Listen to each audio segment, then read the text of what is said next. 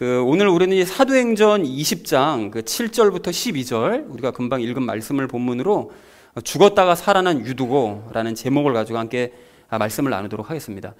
자, 우리가 지난주에 사도행전으로 돌아왔어요. 사도행전 전체를 정리하는 시간을 가졌고요. 그리고 바울이 계속 피신을 하면서 예루살렘으로 향해 나아가는 이동하는 이야기를 함께 나눴습니다. 그러면서 우리가 지난주에 가졌던 의문, 바울과 그의 동역자들은 왜 이런 고생의 삶을 마다하지 않았나, 우리가 그 이유를 알아보는 시간을 가졌었거든요. 그래서 두 가지 이야기를, 이유가 두 가지가 있다고 말씀을 드렸습니다. 첫 번째 이유가 무엇이었죠? 그렇습니다. 예수님의 명령 때문이었습니다. 우리가 그래서 예수님께서 하신 명령이 뭐냐, 예수님께서 서로 사랑하라 라고 말씀하신 것도 있었지만, 승천하시기 전에 가장 최후로 주셨던 명령이 너희는 세상에 가서 이제 제자로 삼고 또 세례를 주고 말씀 가르치고 살게 해라, 이런 말씀을 이제 주셨는데, 마태복음 28장의 19절 20절 말씀의 의미를 우리가 알아보는 시간을 그래서 가졌습니다. 그러니까 가르치라는 것은, 또 세례를 주라는 것은, 그리고 말씀을 지켜 행하라고 말씀하신 것은 모든 것들이 사실은 다 무엇과 연관이 된다고 그랬었죠? 연합과 연관이 된다고 말씀을 드렸었죠. 연합을 중심에 두지 않고 엉뚱하게 해석하면 전혀 엉뚱한 결과가 나온다라고 말씀을 드렸습니다. 그래서 바울은 예수님의 명령에 충실했기 때문에 고생 중에서도 그 일을 계속 행해나갈 수가 있었던 것이었죠. 그래서 우리도 바울과 그의 팀을 보면서 도전을 받고 그들을 따라가야 된다. 그래서 예수님의 명령을 우리 실천해 나가자라는 것이 첫 번째로 우리가 함께 나눴던 이야기였습니다. 자, 그런가 하면 우리가 두 번째로 나눴던 이야기가 무엇이었을까요? 그렇습니다. 바울이 그렇게 고생을 하면서도 계속 그 일을 할 수 있었던 것은 천국을 바라봤기 때문이라고 말씀을 드렸습니다. 그래서 예를 들었던 것이 바울이 고린도후서 11장에 굉장히 장황하게 나열했던 자기가 고생했던 이야기를 이제 우리가 함께 봤는데요. 그걸 보면서 우리가 깨달았던 것이, 그런 고난의 환경 가운데서도 예수님께서 함께 하심으로 그걸 이겨낼 수는 있지만 고난의 환경 자체는 변하질 않는다. 환경은 이 땅에서는 변화되지 않는다. 우리가 환경은 나중에 천국을 가고 그 이후에 예수님께서 재림하실 때 우리에게 주실 새 예루살렘에 가서야 우리가 누릴 수 있는 것이다 라고 이제 말씀을 드렸고요. 그래서 바울이 빌립보서 1장에서 말씀한, 또 디모데후서 4장에서 천국을 기대하는 그런 바울의 모습을 보면서 우리도 좋은 환경을 기대하는, 이 땅에서 좋은 환경을 기대하는 그런 마음을 다 내려놓고 광야에서 하나님 손만 붙들고 살아가는 삶을 선택하자라고 지난주에 말씀을 드렸었죠. 그래서 잘못된 소망을 가진 사람들을 우리가 잘 바르게 말씀을 전하자라고 말씀을 나눴습니다. 그래서 사랑하는 우리 나눔 있는 교회 성도님들 모두는 바울과 그의 팀이 걸어갔던 그 길을 함께 따라가는 우리 성도님들 되시기를 바랍니다. 여러분, 그렇게 하셔서 힘든 중에도 이 기쁨 가운데 예수님의 명령을 행하시는 참된 그리스도인 다 되어주시기를 다시 한번 주님의 이름으로 간절히 축원드립니다. 지난주 주제가 이거였습니다. 바울이 고난을 감수하면서 수고했던 그 이유, 그것이 무엇이냐, 그래서 우리도 그 일을 따라가자라고 이제 말씀을 드렸는데, 그 이야기를 우리가 함께 나눴었죠. 그리고 난 다음에 오늘 나눌 이야기가 말씀의 중요성을 우리가 다시 한번 확인하고 그 기적을 체험하는 삶을 살아가자라는 것이 이제 오늘의 이야기가 되겠습니다. 그래서 이것이 무엇을 의미하는지는 잠시 후에 이제 말씀을 드리도록 그렇게 하겠습니다. 자, 그래서 오늘 말씀 우리 좀 함께 읽을 텐데요. 7절 말씀 먼저 우리 함께 읽도록 하겠습니다. 함께 읽습니다. 주의 첫날에 제자들이 빵을 떼려고 함께 오니 바울이 이튿날 떠나려고 준비한 채 그들에게 말씀을 선포하며 계속해서 한밤중까지 말을 하니라 라고 되어져 있습니다. 그래서 여기 주의 첫날이라고 되어져 있는데요. 이 주의 첫날이 언제를 얘기하는 것인가 하면 그 주일을 얘기합니다. 그러니까 지금으로 치면 일요일이죠. 그러니까 원래는 예배를 드리고 또 안식했던 날이 무슨 요일이었었죠? 원래는 유대교에서는 토요일이죠. 토요일이었었는데 예수님께서 이제 부활하신 날이 일요일이었었기 때문에 그 주님께서 부활하신 그 첫날 일요일 날 그 예배를 이제 드리는 것으로 점차 이제 변화가 되어져 갔습니다. 그래서 여기 보면 빵을 떼려고 함께 모였다고 되어 있는데, 빵을 뗀다라는 것은 성찬식을 행하려고 모였다는 뜻입니다. 근데 다른 말로 성찬식을 했다는 것은 예배를 드리기 위해서 이제 모였다라는 것이죠. 그래서 두 가지를 봤을 때 방금 말씀드렸던 것처럼 이제는 그 초대교회에서 이제 토요일이 아닌 이제 일요일 날 예배를 이제 드리기 시작했다라는 사실을 알 수가 있습니다. 그래서 안식교에서는 절대로 일요일 날 예배 못 드리게 하고 토요일 날 예배를 드려야 된다. 왜냐하면 구약시대 때 그렇게 했으니까 따라가야 된다라고 얘기하지만 사실은 그렇지 않습니다. 사도 바울도 일요일 날 예배를 드렸다는 사실을 확실하게 알 수가 있죠. 자, 그리고 이제 이튿날 떠나려고 바울이 준비를 했는데 그 이튿날이라 어디를 떠나려고 준비를 하는 건가 하면 어디를 떠나는 거죠? 바울이 지금 어디가 있었습니까? 지난주 혹시 기억나시나요?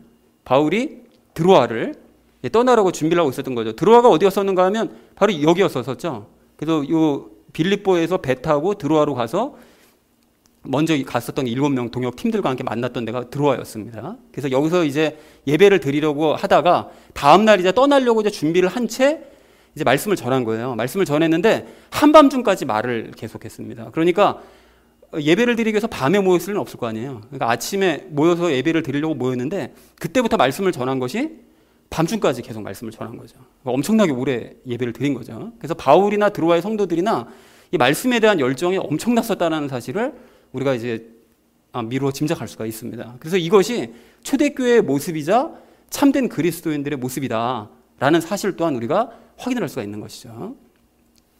자, 그래서 7절의 전체 의미를 이렇게 정리할 수가 있겠는데요. 주일에 드로아의 성도들이 성찬식을 행하기 위해서 함께 모이니 바울이 다음날 떠날 채비를 한 상태에서 드로아의 성도들에게 한밤중까지 말씀을 선포했다라는 것이 이제 7절의 의미가 되겠습니다. 자, 그리고 이어진 8절 우리 함께 읽도록 하겠습니다.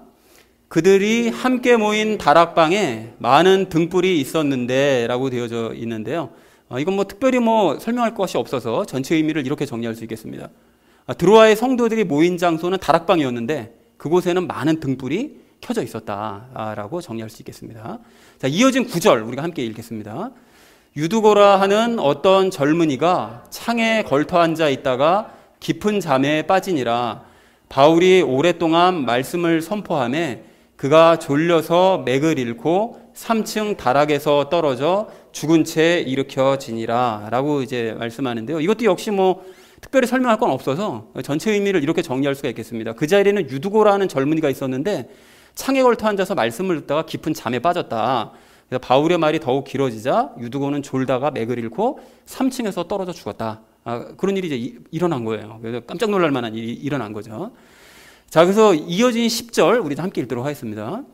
바울이 내려가서 그 위에 엎드려 그를 껴안고 이르되 그의 생명이 그 속에 있으니 근심하지 말라 하고 라고 되어져 있습니다. 근데 여기 이 바울이 그의 생명이 그 속에 있다라고 얘기하는 거를 이제 잘못 받아들이면 유두고가 떨어지긴 떨어졌는데 죽은 건 아니고 그냥 기절을 했었나 보다. 그래서 바울이 아직 그 속에 생명이 있다 이렇게 생각할 수도 있지만 그것이 아닙니다. 죽었다고 그 전절에 분명히 기록되어 있었잖아요. 그러니까 죽은 게 맞는데 바울이 얘기하는 것은 죽었지 않았다는 뜻으로 얘기한 것이 아니라 예수님께서 죽은 그를 지금 바로 살려내셨다라는 의미로 얘기를 했다라는 것을 우리가 확인하실 필요가 있겠습니다. 제가 10절 말씀을 이렇게 정리할 수가 있겠는데요. 바울은 내려가서 죽은 유두고 위에 엎드려 그를 껴안았고 예수님께서 살려주셨으니 근심하지 말라고 얘기를 했다라는 것이 10절이 되겠습니다. 별로 내용들은 어렵지 않습니다. 그냥 이야기식으로 되어 있으니까요. 이어진 11절 우리 함께 읽도록 하겠습니다. 그러므로 그가 다시 올라가 빵을 떼어 먹고 오랫동안 곧 날이 셀 때까지 이야기하고 이처럼 떠나니라 라고 되어져 있습니다. 여기서 빵을 떼어 먹었다고 되어 있는 것은 아까 전에도 말씀드렸던 것처럼 성찬식을 행한 거죠. 근데 이게 굉장히 충격적인 사고가 일어난 거잖아요. 사실 사람이 죽었으니까. 근데 그럼에도 불구하고 아무렇지도 않은 듯이 아무 일도 없었다는 듯이 모든 사람들이 다시 올라가서 성만찬을 그냥 있었던 그대로 예배를 진행을 합니다. 성만찬을 진행을 하고 또 날이 셀 때까지 또 이야기를 하죠. 그래서 설교도 밤새도록 계속 이어서 얘기하는. 그래서 컴퓨터가 우리 중간에 꺼져도 아무 일 없다는 듯이 이렇게 예배 드리는 것처럼 이렇게 된 거죠. 그것 때문에 이렇게 하셨나? 자, 그래서 전체 의미를 이렇게 정리할 수가 있겠습니다. 바울은 다시 다락으로 올라가 성찬식을 진행을 했고요. 그리고 밤이 셀 때까지 말씀을 전한 이후에 떠나갔다라는 것이 11절의 의미가 되겠습니다. 자, 그래서 마지막 12절 말씀을 우리 함께 읽도록 하겠습니다. 그들이 살아난 젊은이를 데리고 와서 적지 않게 위로를 받았더라 라고 말씀하시는데, 이 위로를 받았다라는 것은 그 유두고가 단순히 그냥 살아난 것 때문에 사람들이 정말 다행이다라고 이제 위로를 받았다라기보다는 그것도 있었겠죠. 근데 그렇다기보다는 바울이 전한 복음이 사실로 입증되었기 때문에 위로를 받은 것이었습니다. 근데 이게 무슨 소리인 것인지는 제가 잠시 후에 이제 정리할 때 말씀을 따로 드리도록 그렇게 하겠습니다. 자, 그래서 12절 전체 의미를 이렇게 정리할 수 있겠는데요. 드로아의 성도들은 살아난 유두고를 데리고 와서 큰 위로를 받았다. 라고 정리를 할 수가 있겠습니다.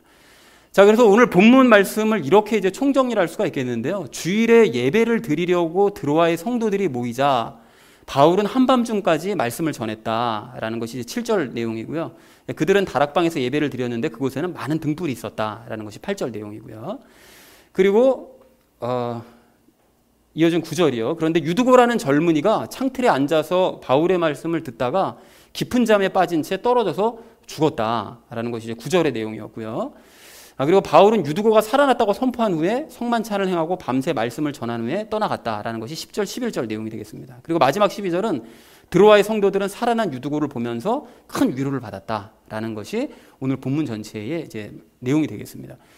자, 그래서 이제 여기까지 말씀을 나눴는데 우리가 좀 중간에 정리를 좀 이렇게 정리를 해볼 수가 있겠습니다. 오늘 본문에서 말씀하고자 하시는 바가 과연 무엇일까? 그러니까 바울이 그동안 여러 가지 기적들도 많이 일으켰었거든요. 근데 그 기적들에 대해서 구체적으로 얘기는 안 하고 그냥 뭐 어떤 사람이 뭐 살아났다 또는 뭐 병이 고쳐졌다 그냥 간단하게 기록했는데 오늘은 젊은 사람이 떨어져서 죽었다라는 것을 굉장히 좀 길게 좀 다소 긴 편으로 그렇게 얘기를 하더라는 거죠. 그래서 왜 그걸 굳이 기록할 이유가 뭐가 있었는가? 이게 왜 도대체 이 말씀을 하셨는가라는 것을 우리가 생각해 볼 필요가 있는데요.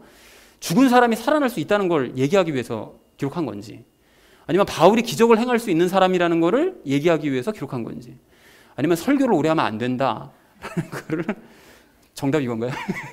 이건지 아니면 우리도 기적을 행할 수 있다는 것을 얘기하고 싶은 건지 도대체 왜 얘기했냐는 것입니다. 물론 이것이 1, 2, 3, 4번이 다 맞을 수도 있겠지만 오늘 이 유두고를 통해서 우리가 두 가지 사실을 확인을 할 수가 있습니다. 그것이 무엇인가 하면 첫 번째는 말씀에 관심이 없는 사람은 어둠에 거하는 자요 죽을 수밖에 없다는 사실을 상징적으로 보여주신다는 거죠. 그래서 특별히 유두고 사건을 더 기록을 하셨다라는 것입니다. 그리고 또 한 가지가 기적은 선포된 말씀이 사실이다라는 것을 입증하기 위한 도구다. 라는 것을 알려주기 위해서 이게 무슨 소리인지는 이게 잠시 후에 제가 설명을 드릴 텐데요. 이제 그렇게 도구라는 것을 알려주시기 위해서 이런 기적 사건을 일부러 기록하셨다라는 것을 우리가 두 가지를 확인을 할 수가 있겠습니다. 그래서 오늘 이 두 가지를 이야기를 나눌 텐데요. 그래서 먼저 이제 오늘 이 전체 결론을 이렇게 정리할 수가 있겠습니다. 말씀의 중요성을 그래서 우리가 다시 한번 확인을 하고 기적을 체험하는 삶을 살아가자라는 것이 오늘 이제 주제가 되겠습니다. 자, 그리고 이제 그 적용을 그 두 가지를 하기 전에 먼저 이제 기적에 대해서 이야기가 좀 나왔으니까 우리가 기적에 대해서 잠깐 다 아시는 얘기일 수 있는데 좀 짚고 넘어갔으면 좋겠는데요.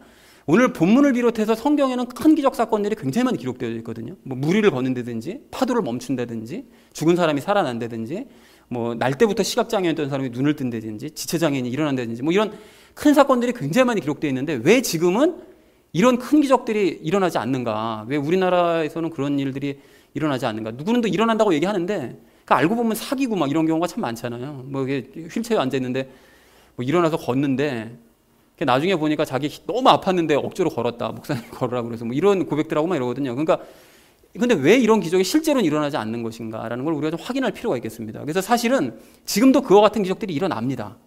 일어나는데 그게 지역마다 차이가 있다는 거예요. 이게 무슨 소린가 하면 복음이 전파되기 시작한 지역에는 성경에 기록된 큰 기적 사건들이 지금도 일어나고 있습니다. 그래서 가령 예를 들면 제가 이전 교회에 그 어떤 선교사님 한 분이 오셔가지고 이제 그 동남아의 어느 지역은 정확하게 말씀 안 하셨는데 그 인도네시아였다고 그랬었나 뭐 그러셨던 것 같아요. 근데 그 중에 밀림 정글 안에 사는 부족들에게 이제 복음을 전하시는데 거기에서 시각장애인 할머님이 한 분이 계셔가지고 가자마자 그분이 보여가지고 제가 할머니 눈 떠드리게 하겠습니다. 이거 호언장담을 하셨대요. 그래서 기도를 했는데 눈을 못 뜨신 거예요. 그래서 황당하잖아요. 그래서 다음날 가서 또 기도하셨대요. 그 다음날 또 기도하시고 또 기도하시고 그래서 일주일을 그렇게 찾아가셨다는 거예요. 그런데 중간쯤 됐을 때 할머니 뭐가 좀 보이세요? 본인도 지치니까 보이세요? 그랬더니 뭐가 좀 희미하게 보이는 것 같기도 해 그러시더래요. 그리고 일주일이 지나서 마지막 7일째 되는 날 기도하셨는데 정말 이 할머니가 눈을 떠버린 거예요. 그래서 그걸 본인이 직접 경험하신 거고 또 하신 일이니까 고백을 하신 것이었겠죠. 그리고 또 우리나라 같은 경우도 그 조선시대에 복음이 들어갔을 때 그 김육두라는 그 목사님이 있었는데 이분이 원래 깡패였거든요. 굉장히 유명한 깡패였는데 이분이 회심을 하고 예수님을 믿게 됩니다. 그리고 이분을 통해서 기적 사건들이 일어나기 시작하는데 처음에는 사람들이 저 이단이다 뭐 해가지고 굉장히 이제 얘기가 많았다가 나중에 보니까 정말인 거예요. 실제로 그래서 성경에 있었던 기적 사건들은 이분을 통해서 다 일어나긴 했습니다. 그래서 뭐 태어날 때부터 지체장애였던 사람이 일어나 걷고요. 정말 눈이 멀었던 시각장애인이 눈 뜨고요. 그리고 등이 굽었던 사람이 등이 펴지고요. 죽었던 사람도 살아나고요. 그러니까 이런 사건들이 이 김익두 목사님을 통해서 계속 일어나는 거예요. 그래서 동아일보 같은 데서도 아예 그냥 일면에 대서특필기도 했었었고요. 그리고 자꾸 이단이다 얘기들이 많으니까 노회에서 아예 이분이 일으켰던 기적 사건들을 책으로 아예 발간까지 한 적이 있었습니다. 그리고 이분을 통해서 난 사람들이 10,000명이 넘었대요. 그러니까 실제로 본인들이 이제 간증한 거니까 사실이다라고 생각할 수밖에 없는 거죠. 그러니까 조선 초기 때도 이런 기적 사건들이 분명히 일어났었다라는 거예요, 우리나라에서. 그리고 베드로가 우리 잘 알고 계시는 것처럼 성전 입구에서 지체장애인 고치는 이야기가 사도행전에 기록되어져 있죠. 그리고 바울 같은 경우도 먼저 주에 정리할 때 에베소에서 굉장히 많은 기적을 일으켰었다라는 얘기 했었었는데 그때 뭐 손수건만 닿아도 병이 낫는 이런 기적 사건들이 일어나더라는 것이죠. 자, 그러면 이 사건들을 우리가 쭉 바라볼 때 공통점이 뭐냐? 공통점이 뭘까요? 공통점이 뭔가 하면 복음이 전파되기 시작한 곳이라는 공통점이 있더라는 것이죠. 근데 이게 무슨 의미가 있냐라고 생각하실 수 있는데 하나님께서는 복음이 전파되기 시작하는 곳, 그런 지역에 하나님께서 살아계신다는 사실을 보여주시기 위해서, 그리고 복음이 사실이다.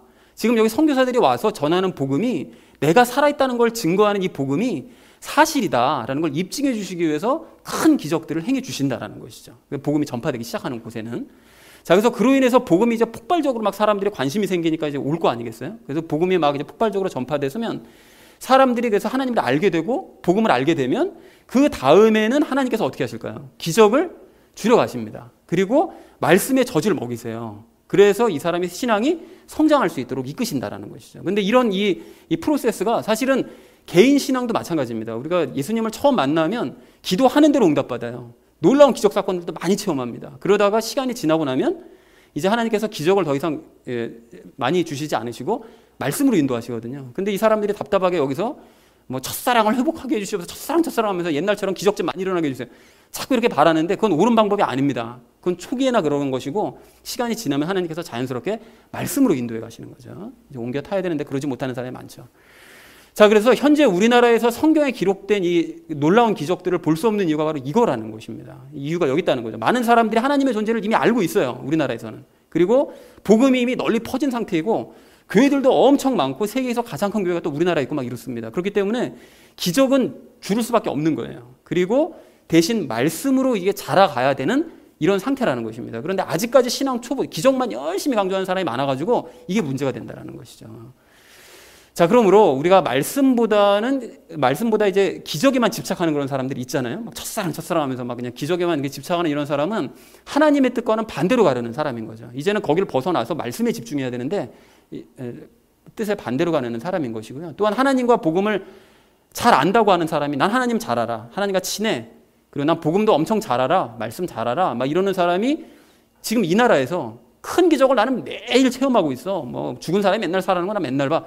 이러고 있다면 그럼 이거 뭐가 좀 이상한 거죠. 하나님께서는 그렇게 복음을 잘 알고 하나님을 잘 아는 사람에게는 더 이상 기적 사건을 보여주지 않고 말씀으로 인도하시는데 난 계속 큰 기적 보고 있어. 이렇게 된다면 이것은 하나님의 역사가 아니라 누구 역사일 수 있습니까?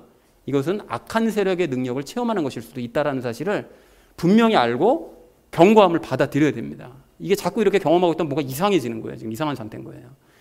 자, 그러므로 성령님 세례를 받은 우리는, 진정한 복음을 알고 있는 우리는 기적이 아닌 말씀을 사모하고 말씀에만 집중하는 그리스도인 되어지기를 간절한 마음으로 소망을 합니다. 자, 이렇게 여기까지 말씀을 나눴다면 이제 나머지 그 두 가지 이야기 적용하면서 이야기 나누도록 그렇게 하겠습니다. 자, 그래서 유두고 사건을 통해서 우리가 깨달아야 될 그 두 번째 사실이 무엇인가 하면 그 말씀에 관심을 갖지 않는 사람은 죽는다라는 것입니다. 여러분, 오늘 그 9절 말씀을 좀 보십시오. 9절 말씀 보니까 그 유두고라는 청년이 말씀 듣다가 어떻게 되죠? 깊은 잠에 빠졌잖아요.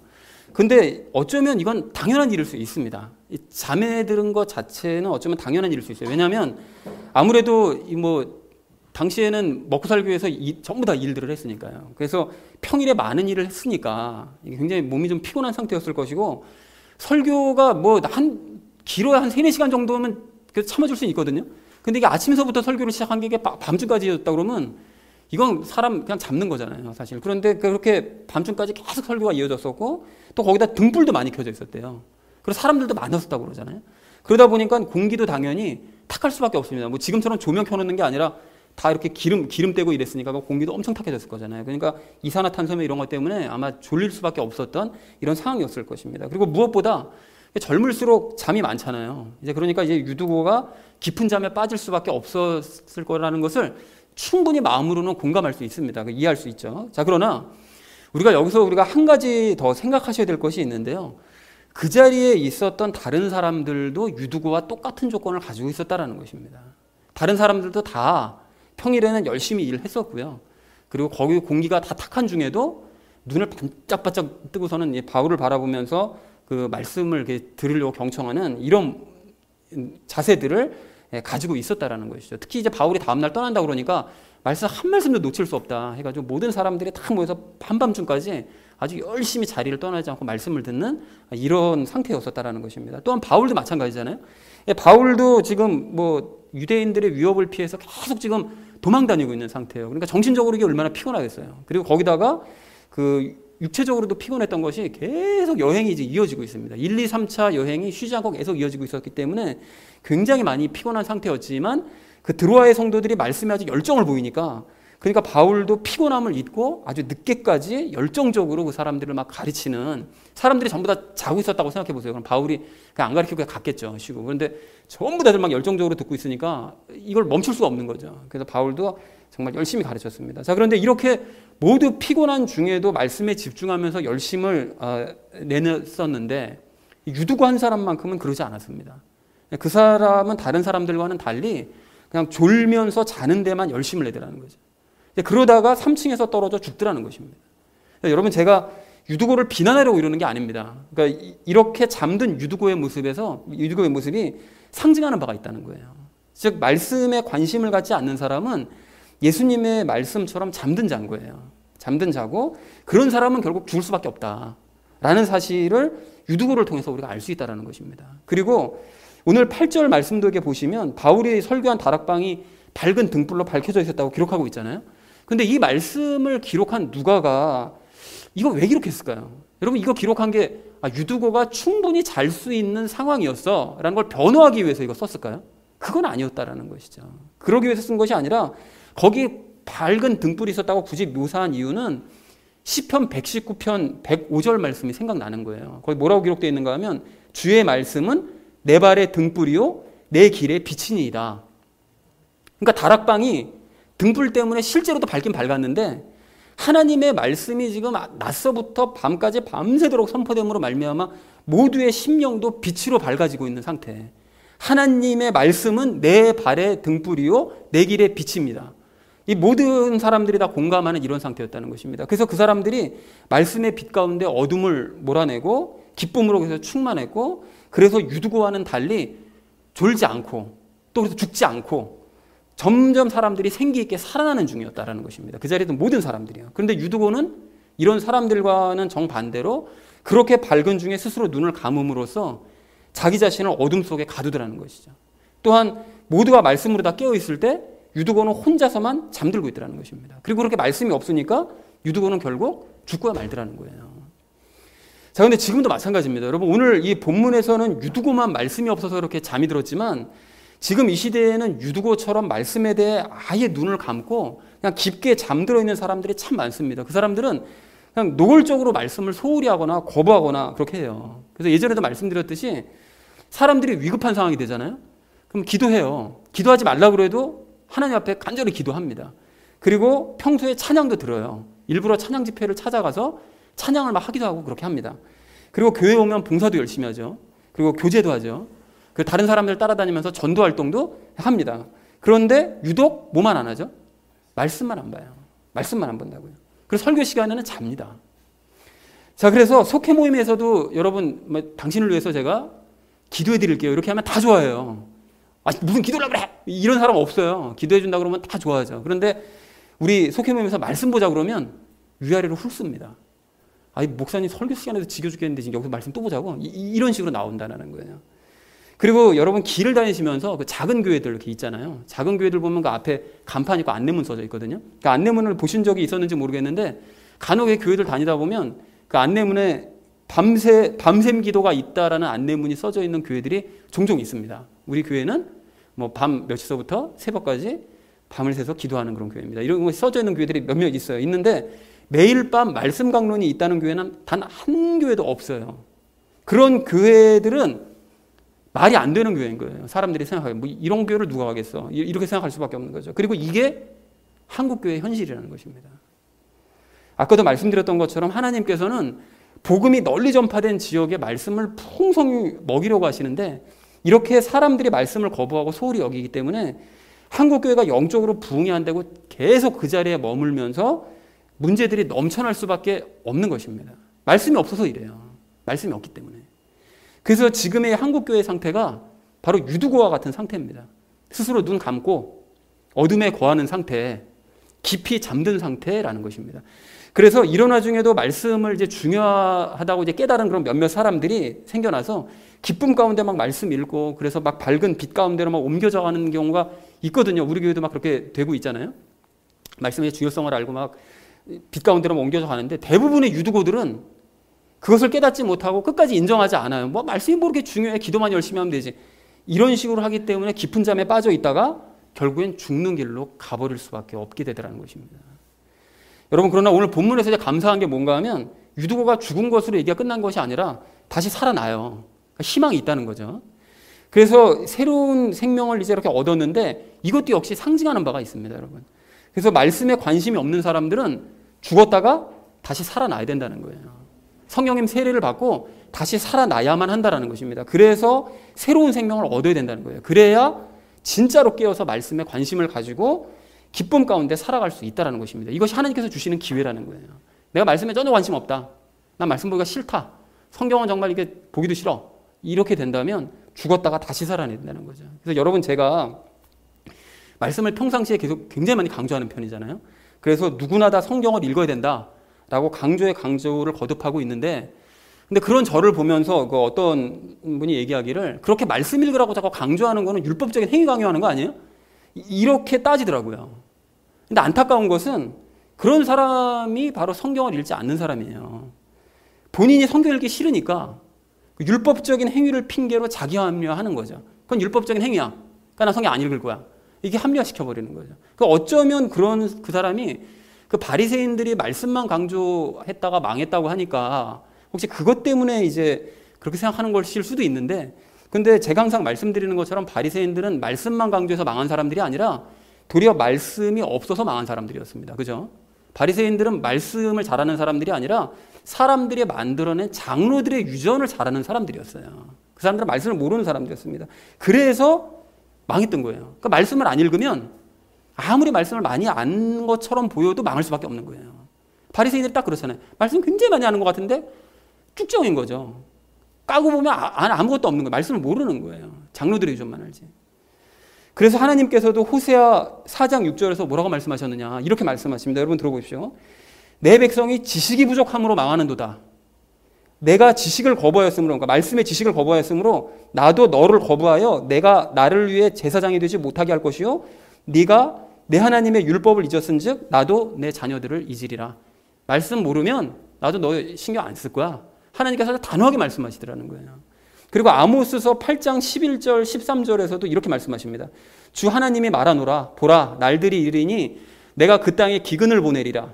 그것은 빵으로 인한 기근도 아니요 물로 인한 갈증도 아니며 오직 주의 말씀들을 듣는 것에 대한 기갈이니라. 그들이 바다에서 바다까지 북쪽에서 동쪽까지 떠돌아다니며 주의 말씀을 구하려고 이리저리 다름질하여도 그것을 얻지 못하리니 그날의 아름다운 처녀들과 청년들이 갈증으로 인하여 기진하리라. 그러니까 말씀을 계속해서 거부하는 사람들은 어떻게 하신대요? 하나님께서 결국 모든 기회들을 다 걷어가 버리시기 때문에 뒤늦게 후회하면서 찾아 헤매도 결코 말씀을 얻을 수 없을 거다라고 선포를 하시더라는 것입니다. 그러니까 성경을 읽자고 제가 주장을 하는 것은 또 성경을 말씀을 힘써 알자라고 주장하는 것은 율법적인 행위를 강요하는 것이 아니고 뭐죠? 도리어 더더욱 강조되어야 될 메시지라는 거예요. 안 그러면 하나님께서 기회를 걷어가 버리시니까. 여러분 그리고 또 하나 성경은 하나님의 언어입니다. 하나님의 언어라서 성경을 모르면 당연히 하나님의 언어를 몰라요. 그리고 하나님의 언어를 모르면 하나님과 소통을 할 수가 없습니다. 아니 영어를 쓰는 사람이랑 소통을 하려면 영어를 해야지. 영어를 모르는데 영어 쓰는 사람하고 소통할 수가 있어요? 그게 안 되는 거잖아요. 뭐 프랑스어 쓰는 사람한테 가가지고서는 한국말 하면 소통이 되나요? 안 되잖아요. 그러니까 당연한 것처럼 하나님과 소통을 하려면 당연히 하나님의 언어를 알아야 되는데 그 언어가 성경이라는 거죠. 그리고 이렇게 하나님과 소통이 안 되면 당연히 하나님이 어떤 분이신지 알 방법이 없습니다. 그냥 하나님이 이런 분일 거야 라고 막연하게 추측하는 거지 하나님이 이런 분이라는 걸 정확하게 알 수가 없어요. 하나님과 소통이 없으니까. 그리고 그렇게 알지 못하는 하나님을 믿는다는 것은 이거는 불가능한 얘기입니다. 그런데 그럼에도 불구하고 나 하나님이 어떤 분인지 몰랐는데 하나님 잘 믿어. 이렇게 억지를 쓰는 사람들이 간혹 있거든요. 하나님을 모르는데 얘기를 나눠보면 모르는데 나 하나님 잘 믿고 있다고. 이렇게 억지를 쓰는데 그건 사실은 본인이 거짓된 믿음을 가지고 있다는 것을 깨닫지 못하고 있는 거예요. 그 사람은 이제 하나님이 아니라 자기가 상상으로 만들어낸 우상을 섬기고 있는 사람이라는 것입니다. 즉 유두고처럼 눈을 감은 신앙이요, 어둠에 거하는 신앙이요, 또 죽은 신앙을 가진 사람이라는 거죠. 여러분 한번 생각해 보십시오. 하나님을 만나본 적도 없고 소통해 본 적도 없으면서 난 하나님 잘 믿어. 이게 말이 되나요? 하나님을 나 만난 적도 없어요. 그분은. 어떤 분이 전혀 몰라요. 그리고 하나님과 내가 뭐 얘기 나눠본 것도 없어요. 그런데 난 하나님을 잘 믿을 수 있어. 이 자체가 말이 안 되는 얘기잖아요. 그러니까 구약시대가 됐든 성경이 완성된 신약시대 이후가 됐든 그리고 지금 이 시대의 사람들이 됐든 여러분 믿음이 좋은 사람들이라고 하는 사람들 있잖아요. 주변에. 저 사람 참 믿음 좋은 것 같아 라고 하는 사람들 보시면 전부 다 공통점이 있는데 그게 무엇인가 하면 성경 말씀을 통해서 구원받은 사람들인 거예요. 그러니까 그들 중에 성경 없이 말씀 없이 거듭난 사람은 단 한 사람도 없습니다. 그러니까 믿음이 좋은 사람들은 모두가 다 말씀으로 거듭난 사람들이지 뭐 기도해서 나는 거듭났어요. 나는 무슨 뭐 어떤 신비한 환상을 봐가지고 거듭났어요. 이런 사람들 좀 지나가면 이상기로 다 빠지잖아요. 그러니까 이게 진짜 믿음이 아니라는 거죠. 그러니까 성경으로 말씀으로 거듭난 사람들이 진짜 믿음 가진 사람들이라는 거예요. 그래서 가까운 예로 조혜련 씨도 그렇잖아요. 그 완전히 예전이랑 사람이 완전히 180도 달라진 것이 정말 말씀에 열심을 내니까 사람이 완전히 180도 달라져 버리더라는 것이죠. 그래서 예수님께서도 요한복음 5장 39절에서 뭐라고 말씀하셨느냐. 너희가 성경 기록들을 탐구해라. 노골적으로 말씀해. 성경 기록들을 탐구해라. 너희가 그것들 안에서 영원한 생명을 얻을 수 있다라고 아주 분명하게 말씀을 하시더라는 것입니다. 그 말씀을 다시 얘기하면 영생 얻으려면 너희가 성령님 세례 받으려면 성경을 탐구해야만 해. 성경을 봐야만 해 라고 분명하게 말씀하시더라는 거죠. 그래서 우리 성도님들 모두는 유두과 같이 되지 마시고 단 한 분도 빠짐없이 말씀 사모하시고 말씀으로 거듭난 진짜 그리스도인 되시길 소망합니다. 여러분 그런 의미에서 이미 몇 번 그 말씀을 드렸었던 그 마태복음 22장의 그 혼인잔치 그 마지막으로 여러분 한번 생각해 보십시오. 여러분 내용은 다 아실 테니까 제가 굳이 내용은 말씀드릴 필요 없는데 그 결혼식 잔치에 초대받으면 그 초대받은 사람들 의무가 뭐죠? 의무가 뭐냐면 주인이 준비해둔 예복을 반드시 갈아입고 그 예복을 입었으면 그러면은 자기가 가지고 있었던 모든 개인적인 계획 또 일 뭐 이런 거 다 내려놓고 어떻게 하는 겁니까? 잔치가 끝날 때까지 그 잔치에만 집중하면서 그 주인과 함께 기뻐해야 줘야 되는 것이 그 초대받은 손님들이 해야 될 의무인 거죠. 그래서 그 예복을 입지 않은 사람이 쫓겨난 이유가 바로 거기에 있었던 거예요. 아니 왜 오라고 그래서 왔는데 그 사람도 굳이 쫓아내나 라고 생각할 수 있는데 쫓겨간 이유가 무엇인가 하면 이 사람이 지금 잔치에만 집중하기가 싫은 거죠. 예복을 안 입잖아요. 예복을 안 입었다는 얘기는 내가 이 잔치에만 온전히 집중하기가 싫다는 거예요. 그러니까 난 언제든지 잔치에서 베풀어주는 잔치를 즐기다가 언제든 중간에 나가서 난 내일 볼 거야 라고 생각하는 바로 그 사람, 언제든지 나갈 준비라는 바로 그 사람, 그러니까 양쪽에서 유익을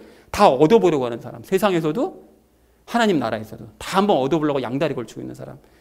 그러니까 왕이 들어와서 그런 사람은 잔치에 참여할 자격이 없다. 야, 한 군데 집중하지도 못하는데 이런 애를 뭐하려고 계속 냅둬? 쫓아. 그래서 바깥 어두움으로 내쫓겨버리더라는 것입니다.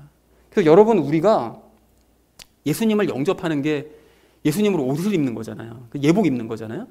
그리고 예수님으로 옷을 입은 다음에 우리가 집중해야 될 잔치는 무슨 잔치입니까? 말씀의 잔치입니다. 말씀의 잔치. 즉 말씀이신 예수님으로 우리가 옷을 입었으니까 말씀에 집중하고 말씀을 통해서 삶이 변화되어서 말씀처럼 예수님을 닮아가는 것이 잔치에 참여한 우리가 하나님 앞에 보여주어야 될 모습이라는 것이죠.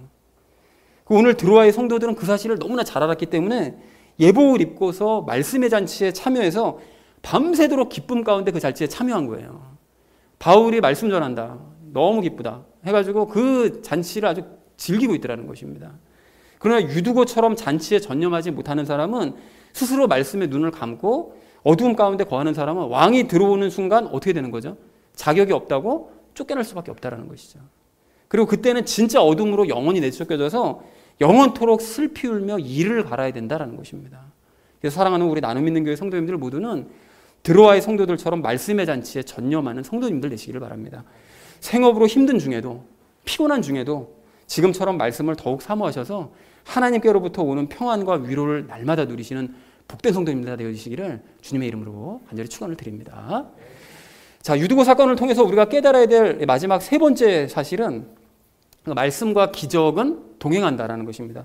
여러분, 오늘 이 바울이 오전부터 밤이 셀 때까지 드로아의 성도들에게 계속 말씀 전했잖아요. 그런데 바울이 무슨 말씀 전했을까요, 여러분? 무슨 말씀을 전했을 것인지는 모르죠. 녹음된 게 없으니까.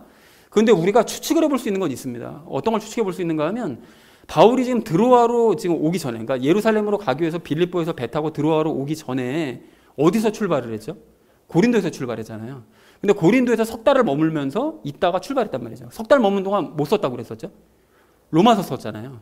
그러니까 드로아에 오기 직전에 바로 바울이 했던 일이 무엇이었는가 하면 로마서를 썼기 때문에, 그러니까 바울이 오늘 드로아의 성도들에게 말씀을 전한 것도 그 로마서의 그 내용을 가지고 설교를 했을 것이다라고 우리가 충분히 유추를 해볼 수가 있습니다. 그러니까 저자 직강, 직접 얘기를 해주는 거죠. 강의를 하는 거죠. 그리고 로마서에서도 계속 강조했던 것처럼 그 드로아의 성도들에게 아마 바울은 연합에 대해서 강조를 거듭했을 것입니다. 그래서 아닌 게 아니라 그 바울이 예수님과 연합해 있었고요. 그리고 또 연합하신 예수님께서 바울을 통해서 그 드로아의 성도들에게 계속 지금 얘기를 해주고 계시는 이제 그런 상황이었습니다. 그런데 그런 와중에 유두고가 떨어져 죽었잖아요. 죽었는데 바울이 계속 곧장 달려 내려가가지고 유두고를 끌어안고는 살려냈어요. 그러니 여러분 한번 생각해 보십시오. 이 모든 과정을 거기에 있었던 드로아의 성도들이 다 봤단 말이에요. 목격을 했다는 것이죠. 뭘 깨달았을까요? 뭘 깨달았는가 하면 바울이 전하는 이 연합의 복음이 이 진리구나. 이걸 깨닫는 거죠. 그러니까 바울이 예수님과 연합해 있기 때문에 바울 안에 계신 예수님께서 유두고를 살려주신 것이로구나. 이거를 모든 사람들이 두 눈으로 똑똑히 확인하더라는 것입니다. 바로 이겁니다, 여러분. 예수님께서는 지금 바울이 전하고 있는 이 복음이 진짜임을 증명해 주시기 위해서, 바울 얘가 지금 얘기하고 있는 연합의 복음이 이게 진짜야, 이걸 알려주시기 위해서 예수님이 지금 바울과 연합해 계시고 그래서 모든 일을 함께하고 계신다라는 사실을 알려주시기 위해서, 그래서 내가 바울 안에는 내가 유두고를 살린다 라는 것을 보여주시기 위해서 유두고를 살려내는 그 기적을 모든 드로아 성도들에게 보여주시더라는 것입니다. 그래서 드로아 성도들은 바울의 말을 더욱더 확신하면서 밤이 새도록 말씀에 집중을 할 수가 있었고, 그래서 그 말씀이 진리임을 확인함으로 말미암아 위로까지 받는 이런 역사가 일어나더라는 것이죠.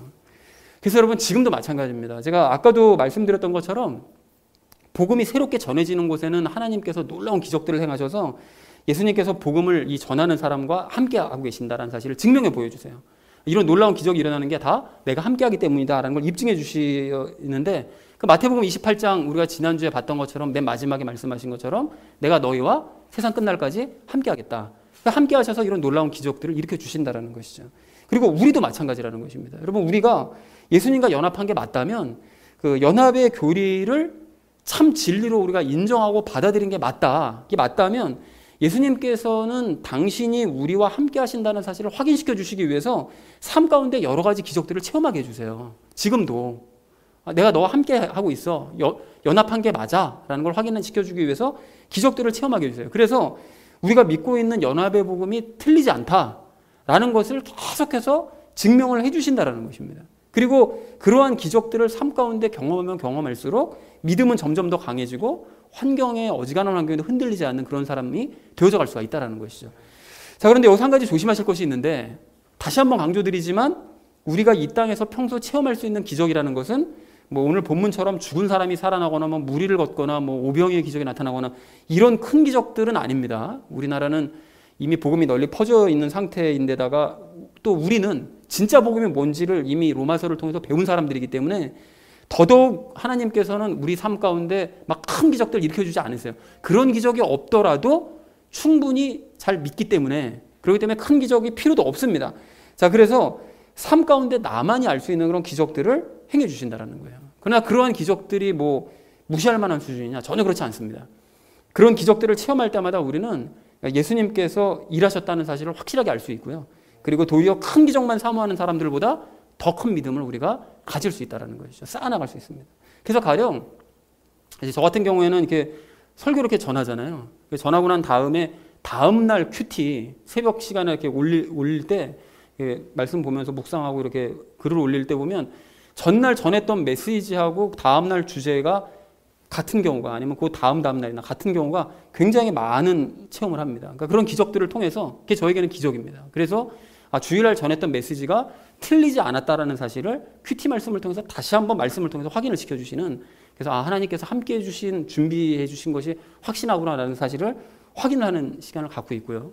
또 예배 시작 전에도 여러분께서 기도하시는 그 내용들이요. 그 기도하는 내용이 그날 설교 내용일 때가 종종 있어서 그럴 때도 역시 예수님께서 우리와 함께 해주시는구나 라는 사실을 제가 확신할 때가 많고요. 그리고 또 개인적으로는 제가 예전에도 몇 번 말씀드렸지만 아랫집 그 개소리 때문에 막 잠도 깨고 막 밤에 잠도 못 자고 이런다는 얘기를 몇 번 말씀드렸었잖아요. 그런데 그걸 예수님께도 계속 말씀을 드려왔었거든요. 그런데 그리고 난 다음에 요즘은요, 밑에서 개가 뭐 짖거나 말거나 이렇게 들리질 않습니다.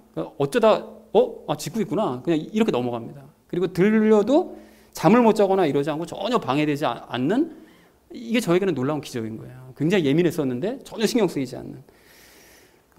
그리고 지난주 같은 경우도 비가 막 한참 오다가 뭐 예배 준비하려고 이제 집에서 짐 갖고 나올 때 쫄딱 맞을 수밖에 없는, 컴퓨터 또 고장 났어가지고 컴퓨터 들고 나와야 되는 상황이었었잖아요. 비 맞으면 안 되는데 그 순간만큼 비를 딱 멈춰주시는, 뭐 이런 것들도 삶 가운데서 계속 함께 해주시는, 예수님께서 나와 함께 해주신다는 사실을 입증해 주시는 그런 사건들을 계속 경험하고 있다는 것이죠. 그래서 여러분들도 예배를 드릴 때나 뭐 개인적으로 저와 같은 그 기적들을 삶 가운데 계속해서 체험하고 계신 줄로 그렇게 믿습니다. 그리고 우리 모두가 공통적으로 기적을 체험한 것도 있잖아요. 이곳으로 우리가 이사 올 때 어떻게 해서죠? 점심 식사할 거 다 하고 뭐 여유 있게 일을 다 하고 난 다음에 이삿짐 다 나르자마자 여기 딱 들어오자마자 마지막 발걸음 한 사람 딱 들어오자마자 장대같이 막 비가 쏟아지는 이런 일들도 해주신 것이 하나님께서, 예수님께서 우리 교회와 함께 해주신다는 사실을 확인시켜 주시기 위해서 베풀어 주신 기적이었는 줄로 이렇게 믿습니다.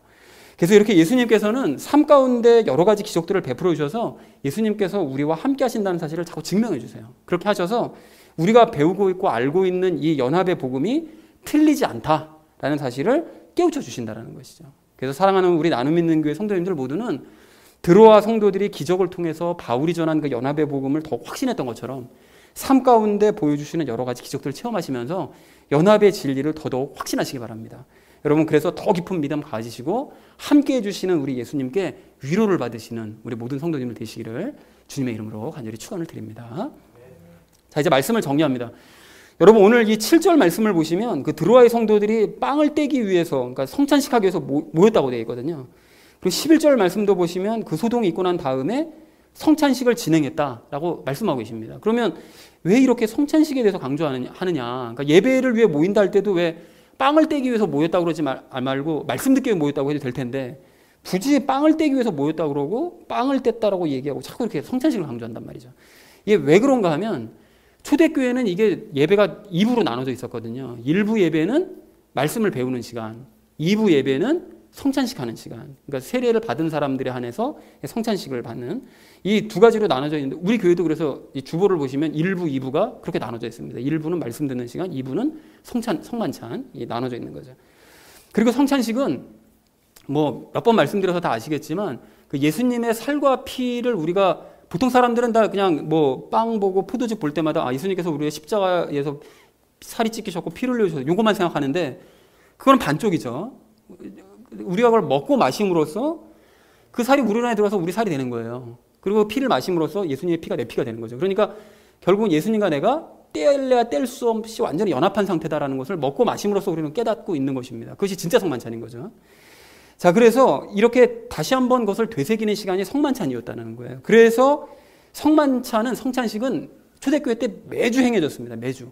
그래서 오늘 본문도 빵을 떼기 위해서, 주일에 빵을 떼기 위해서 사람들이 모인 거예요. 성만찬 하기 위해서. 자, 그래서 심지어는 주일이 아니더라도 당시에는 성도들이 이제 모이는데 힘썼으니까요. 모이면 함께 빵 나눠 먹으면서요. 그때 이제 애찬식이라고 그랬었는데 그건. 애찬식을 가지면서 예수님과의 연합을 확인하는 시간을 수시로 가지더라는 것입니다. 그게 굉장히 중요한 얘기니까요. 그리고 그러한 성찬식을 통해서 이 모든 성도들은 자기와 함께 하시는 예수님에 대한 확신의 마음을 품고 세상으로 다시 나갈 수가 있더라는 것이죠. 자, 그런데 특히나 오늘 같은 경우에 들어와 성도들은 바울이 전하는 그 말씀이요. 그러니까 로마서 말씀을 전했을 것이라고 생각되는데 그 말씀을 들으면서 아, 연합이 정말 확실한 것이로구나. 그것이 정말 훌륭한 교리로구나. 라는 것을 확신을 했고요. 그리고 그 상태에서 유두고가 죽었다가 살아나는 기적을 보면서 연합의 가르침을 더더욱 확신하게 되는 거죠. 아, 진짜 이게 연합이 맞구나라고 확신하고 마지막으로 예수님과의 연합을 확신하는 성만찬까지 행했으니 이 사람들은 오늘 12절 말씀처럼 적지 않은 위로를 받을 수밖에 없었다는 것입니다. 3번이나 예수님과의 연합을 확인하는 시간을 가졌으니까요. 그래서 우리도 이렇게 되기를 소망합니다. 여러분 매일 읽으시는 큐티 말씀이요. 그리고 여러분 개인적으로 읽으시는 성경 말씀이요. 그리고 예배 시간에 우리 나누는 말씀이요. 이 말씀들을 통해서 연합에 대한 확신 얻으시기 바랍니다. 그리고 날마다 예수님께서 내 삶 가운데 일으켜주시는 그 기적으로 예수님과 내가 연합해 있다는 사실을 다시 한번 확신하시기 바랍니다. 그리고 그런 상태에서 매주 성만찬에 참여하셔서 예수님과 연합되어졌다는 사실을 더더욱 확신하시기 바랍니다. 그렇게 하신다면 성만찬은 매주 의미 없이 그냥 빵과 포도즙 먹고 마시는 시간이로구나, 이 시간이 아니라 기쁨의 잔치가 될 줄로 믿습니다.